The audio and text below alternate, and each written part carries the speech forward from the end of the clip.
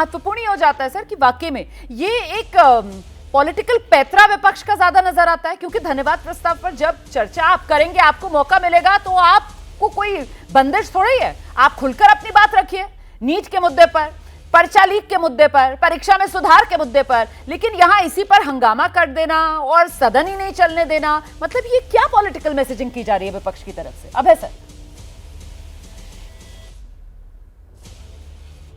देखिए, ये नई संसद का पहला सत्र है और इसमें, और ये खास बात इस सत्र की यह है कि इस बार भारत के लोकतंत्र के इतिहास में विपक्ष सर्वाधिक शक्तिशाली है।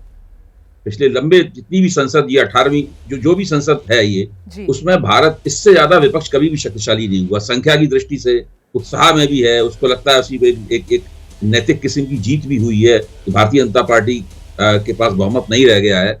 इस दृष्टि से वो उत्साह में है और वो ये चाहता है कि इसी सत्र में ये तय हो जाए कि किसका दबदबा रहेगा।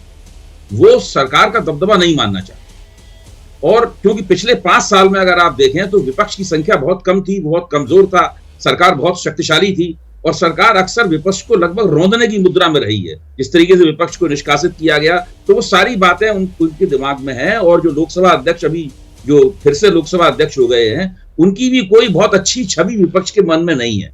वो ये मानते हैं कि बीजेपी के एजेंट की तरह काम करते हैं, ये निष्पक्षता से काम नहीं करते, ऐसा विपक्ष के लोग मानते हैं। तो ऐसी स्थिति में ये गतिरोध होना बहुत स्वाभाविक ही है, जो गतिरोध दिखाई पड़ रहा है। ये तो इसकी बात है। अब मैं दूसरी बात पे आ रहा हूँ, तो ये है कि नीट वाला मसला। मेरा मानना है कि विपक्ष, मैं आपकी इस बात से सहमत हूं कि विपक्ष राष्ट्रपति चर्चा में भी उसको मुख्य मुद्दा बना सकता है, और उसके बाद जब राष्ट्रपति अभिभाषण पर चर्चा हो जाए, उसके बाद भी विपक्ष इसको विशेष रूप से उठाकर चर्चा इसके ऊपर कर सकता है और दोनों बार इस पर केंद्रित करके जो वो संदेश देश के नौजवानों को दे सकता है वो दे। और साथ में विपक्ष सड़कों पे आंदोलन भी कर रहा है, कांग्रेस भी सड़कों पे आंदोलन कर रही है, तो इस तरह से वो दोतरफा अपनी लड़ाई जारी रख सकता है। देखिए, मैं मीडिया में होने के साथ साथ शिक्षा के क्षेत्र से भी पिछले 25 साल से जुड़ा हुआ हूँ।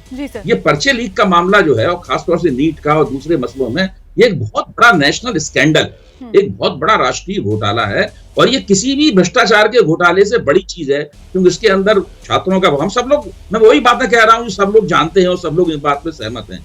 इसलिए इसको बड़े पैमाने पर गंभीरता से लिया जाना चाहिए और सरकार को भी ये दिखाना पड़ेगा कि वो बहुत इस मामले में गंभीर है, वो केवल पतली गली से निकल के नहीं चली आना चाहती। ठीक है, मुझे लगता है इसी को लेकर हर्षवर्धन त्रिपाठी जी का रुख करते हैं। हर्षवर्धन सर, क्या बुनियादी बात यही है कि विपक्ष समझ रहा है कि एक ऐसा मुद्दा है जिसके जरिए वो भ्रष्टाचार तक जाकर मामला जुड़ेगा? ये एक ऐसा मुद्दा है जिस पर नीट, परीक्षा में सुधार, ये तो ठीक है, ये तो एक तरीके से बाय प्रोडक्ट्स के तौर पर उसको फिलहाल नजर आ रहा है, क्योंकि अगर ये मेन एम होता या मेन प्रोडक्ट होता तो धन्यवाद प्रस्ताव के दौरान भी इस पर चर्चा की जा सकती थी। फिलहाल विपक्ष की नजर नीट पर चर्चा की मांग पर जो फोकस है, वो दरअसल इस सरकार की विश्वसनीयता, इस सरकार की क्रेडिबिलिटी को किस तरीके से कटघरे में लाया जाए, उस पर कैसे प्रश्न चिन्ह लगाया जाए, और वो तभी हो सकता है जब स्पेसिफिकली विपक्ष ये मांग करे कि नहीं, अब तो नीट पर ही हम चर्चा चाहते हैं। हर्षवर्धन सर। रोमाना जी, संयोगवश आप ही के साथ अभी शायद 2 दिन पहले ही हम जब चर्चा कर रहे थे और राहुल गांधी नेता विपक्ष बन गए थे, तो एक बात मैंने कही थी, उसको दोहराता हूं। और हालांकि मैं ये नहीं मानता हूं कि हम लोगों के कहने से कोई विपक्ष या सत्ता पक्ष कोई सुनने को तैयार होगा। मैंने एक बात कही थी कि देखिए, सदन में जो जनादेश मिला है वो सरकार के लिए चेतावनी है, विपक्ष के लिए अवसर है। सरकार के लिए चेतावनी ये है कि आप जो कुछ भी कहते करते हैं, विपक्ष उसको एक लाइन में कहता है कि भाई हमारा माइक बंद कर दिया गया, हमको सुना नहीं जा रहा है। वो एक डिक्टेटरशिप, तानाशाही, इस तरह का माहौल बनाने की कोशिश करता है। और विपक्ष का ये जो कहें कि नैरेटिव है, वो कहीं ना कहीं लोगों को समझ में आता है कि भाई सुनने नहीं दिया जा रहा है। लेकिन अब इसका एक दूसरा पहलू, आपके 30 सांसद हो, 40 सांसद हो, 100 सांसद हो या 200-250 सांसद हो, आप 30 सांसद पर भी हल्ला हंगामा करके वॉकआउट कर सकते हैं। खबर क्या बनेगी, हम लोग आपके साथ शाम को ऐसे डिबेट करेंगे, तो वही होगा सत्ता पक्ष और विपक्ष। और उसको नैरेटिव कौन बना रहा है, हम लोग बना रहे हैं। कुछ हम बोलेंगे, कुछ अभय जी बोलेंगे। तनुज पुनिया सांसद हैं और वो बेसिक्स नई बात कर रहे हैं कि राष्ट्रपति के अभिभाषण के पहले कोई चर्चा नहीं होती। सांसद हैं वो, मतलब मुझे बड़ा आश्चर्य हो रहा है कि एक सांसद होते हुए कम से कम इतना तो उनको जानना चाहिए था। लेकिन ये इस तरह से दर्शकों के सामने जाएगा, जो व्यूअर होगा, जो मतदाता भी है।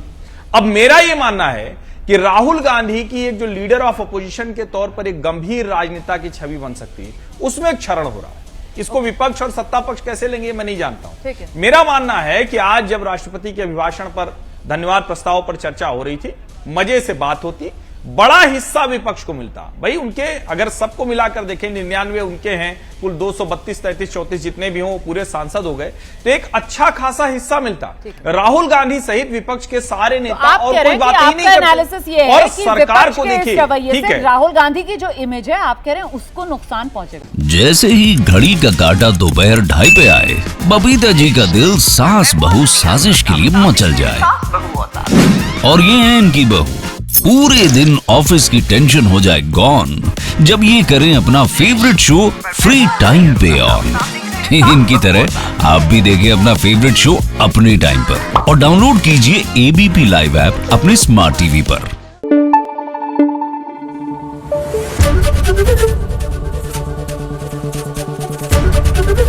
एबीपी न्यूज आपको रखे आगे।